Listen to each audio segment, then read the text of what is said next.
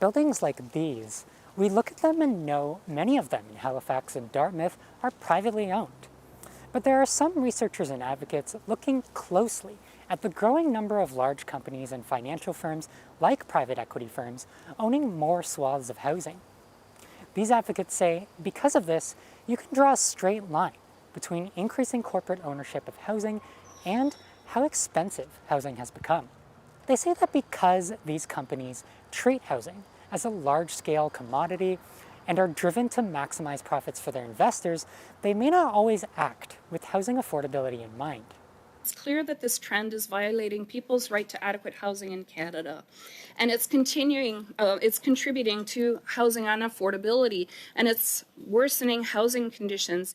I wanted to understand more about the influence, if any, some of these companies have on the housing market in Halifax.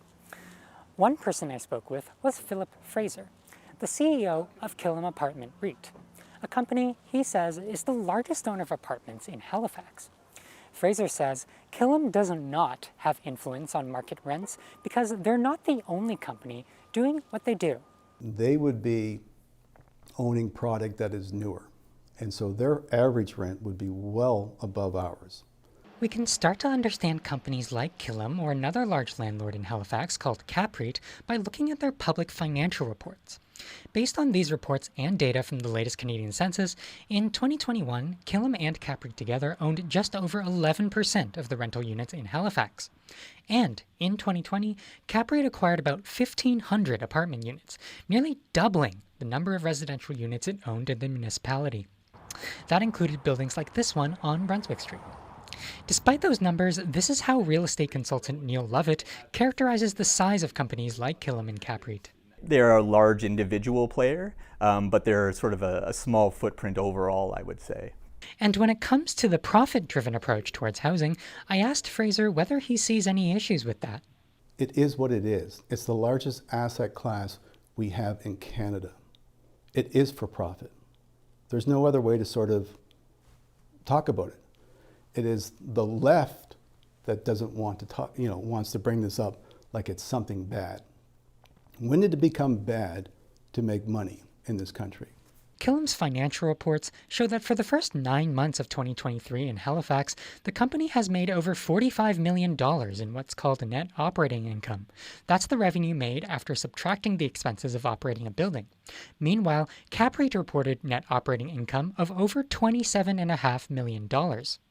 Ultimately, Killam's CEO doesn't agree with the idea that companies like his are contributing to the housing crisis. Fraser says Killam is a provider of affordable housing and has a tenant relief program where those who fall on hard times can discuss their situation with their property manager. We have been basically participating with the lots and lots of not-for-profit groups over the years, and we provide a lot of affordable housing to a lot of people. In an emailed statement, CapREIT says more than half the company's units have rents that meet the CMHC's definition of affordable housing, and that CapREIT contributes to new housing supply. Since Nova Scotia's rent cap was implemented 3 years ago, both Killam and CapREIT have reported average rent increases that have been higher than the 2% cap. Killam's CEO says the reason for this with his company is that Killam increases rents to the market rate when new tenants move in. They can do this because the rent cap only applies to people renewing their leases. As of September, Killam reported an average rent of $1,324, up 4.3% from last year's number. Meanwhile, CapREIT reported an increase of 8% from last year to $1,490. These reports don't break down the average rents by the type of unit, but the latest CMHC numbers show the average rent for a 2-bedroom apartment in Halifax was about $1,449 in 2022, and about $1,156 for 1-bedroom units. Lovett says companies like Killam and CapREIT have taken advantage of the current mismatch between the supply and demand of housing, but not necessarily more so than other investors and landlords, big or small. It really seems to be that they are being painted with the general broader criticisms of having an over-reliance on a housing market that's driven by profit to meet the needs of those that really can't be met by that type of system.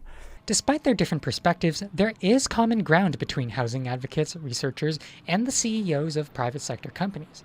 They all say there's a need for more public and nonprofit housing.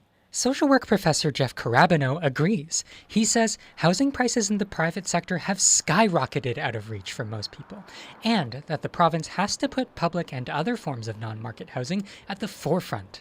This is the role of government, right? Government is supposed to identify where there's, deep schisms with populations and try to kind of repair things that are just seem unfair and unjust and unequal. And housing has kind of turned that route.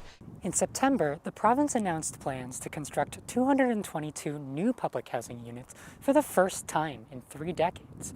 What impact that will have remains to be seen. Andrew Lamb, CBC News, Halifax.